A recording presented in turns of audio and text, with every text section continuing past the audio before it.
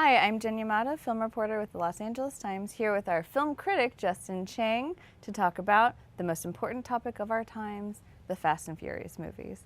The 8th movie in this franchise just opened.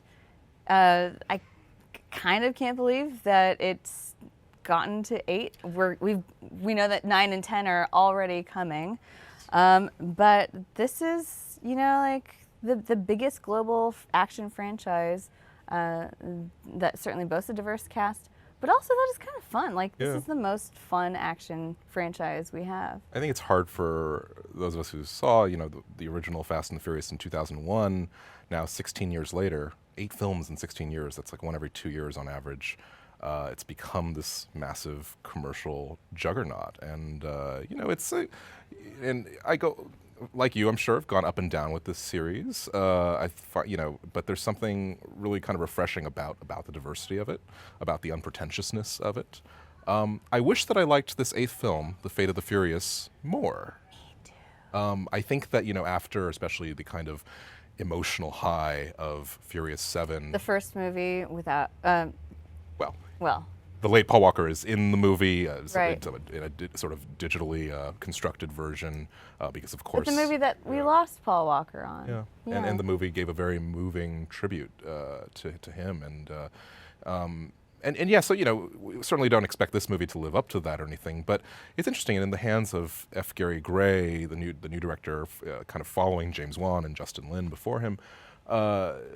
This movie kind of reminded me in some ways of The Italian Job, a movie I love, his remake of The Italian Job, in part because it features Charlize Theron as the new villainess, Cypher.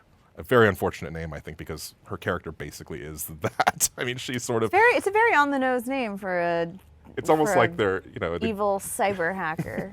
Yeah, and it's not that they had to put Charlize Theron in a car the way, she was in Italian Job, but it's like, I wish they found something a little more interesting for her to do than just sort of stand in front of a keyboard and, set off explosions, And manipulate lives like that of Dominic Toretto, Yes. who she blackmails into working for her on the dark side, thus turning him against his #family. Yeah. That's the premise of Fast 8, anyways.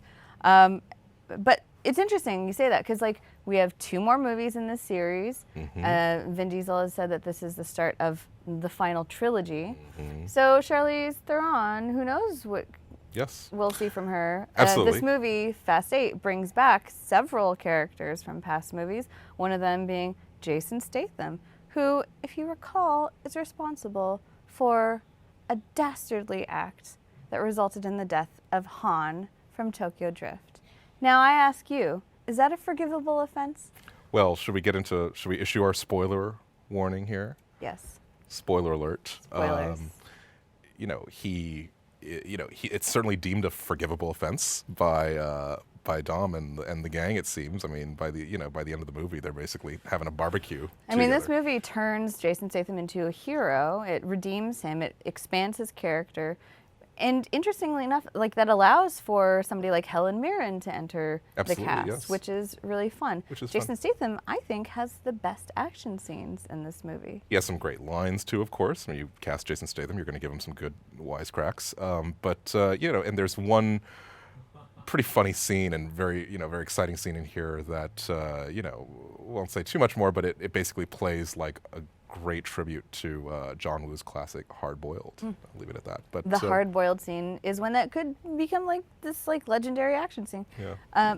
But I think and I think it's fair to say, I'm not a diehard fan the way that you are, Jen. Yeah. But even though it kind of rankled me just how just kind of slapdash it was in terms of I think it just shows kind of sloppy thinking on their part. And of course, as a franchise gets older, adjustments have to be made. If they want Jason Statham, of course they want a bankable star to be a more viable part of the franchise. Just like The Rock, Yeah. how they increased his size, the size of his part in this family. And certainly after 7, the entire franchise has taken this diverted path away from this the family street racing origins into this global sort of super spy kind of action property. I predict Furious 10 will be set on the moon at this rate. I'd be down for that. Yeah. Because if you can get Dominic Toretto racing on the moon, you can certainly bring back Han Yes. Hashtag Justice for Han. Let's get it trending, guys. Justice for Han. And what do you think, Fast and Furious fans? Where is this franchise headed? Are you excited about its upcoming direction? Did you like this latest movie? Do you feel like it stays true to the hashtag family? Leave us your comments below, and the conversation continues at latimes.com.